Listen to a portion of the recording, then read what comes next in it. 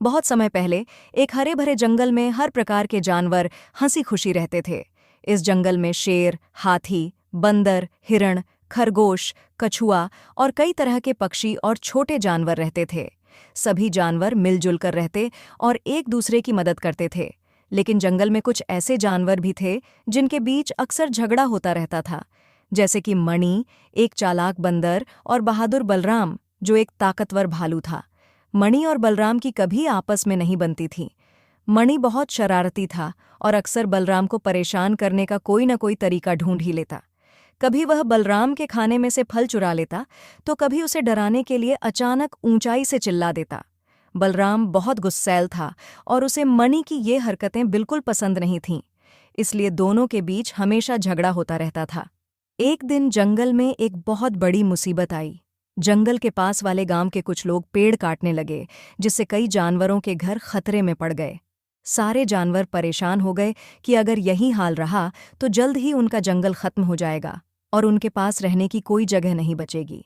हर जानवर में घबराहट फैल गई, लेकिन मणि और बलराम को समझ में नहीं आ रहा था कि वे क्या करें। जंगल का सबसे बुद्धिमान जानवर हाथी था।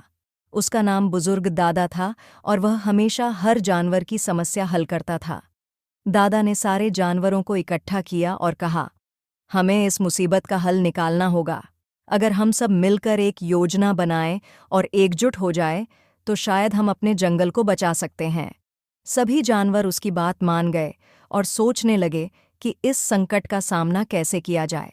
दादा ने मणि और बलराम को अपने पास बुलाया और कहा, तुम दोनों को इस काम की जिम्मेदारी मिलनी चाहिए। मणि, तुम पेड़ों पर चढ़ने में माहिर हो और बलराम, तुम्हारे पास ताकत है। तुम दोनों मिलकर एक योजना बनाओ ताकि गांव वालों को हम समझा सकें कि जंगल को नुकसान पहुंचाने से सबका नुकसान होगा। पहले तो मणि और बलराम ने एक दूसरे को देखकर मुंह फेर लिया, लेकिन दादा के समझाने पर उन्हें एहसास हुआ कि इस कठिन समय में दोनों को मिलकर काम करना चाहिए। दोनों ने सोचा कि मिलकर कोशिश करेंगे तो शायद अपने जंगल को बचा सकेंगे।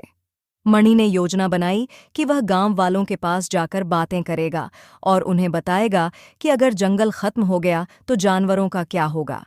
बलराम ने सोचा कि वह अपनी ताकत से उन पेड़ों के आसपास की जगह को ढक लेगा ताकि गांव वाले वहां पेड़ काटने ना पहुंच पाए। अगली सुबह मणि और बलराम अपनी योजना पर काम करने लगे। मणि ने गांव वालों को समझाना शुरू किया कि जंगल में हर पेड़, हर पौधा और हर जानवर की एक खास भूमिका होती है, और अगर जंगल को नुकसान पहुंचा तो पूरे गांव में सूखा पड़ सकता है और वहां की मिट्टी खराब हो सकती है। दूसरी ओर बलराम ने अपने बड़े शरीर से उन पेड़ों को घेर लिया जिन्हें काटा जाना था, ताकि गांव वाले पेड़ों के पास ना जा सकें। धीरे धीरे गांव वालों को समझ में आया कि जंगल को काटने से नुकसान होगा और वे जंगल को बर्बाद करने के अपने इरादे से पीछे हटने लगे। सभी जानवरों ने राहत की सांस ली और मणि और बलराम की हिम्मत की सराहना की।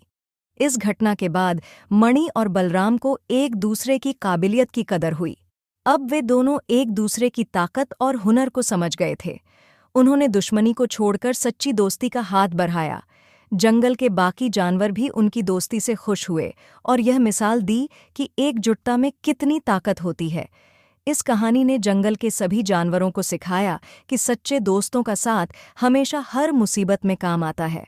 चाहे हम कितने ही अलग क्यों न हों, अगर हम एक दूसरे की मदद करें तो बड़ी से बड़ी मुश्किल भी आसान हो जाती है।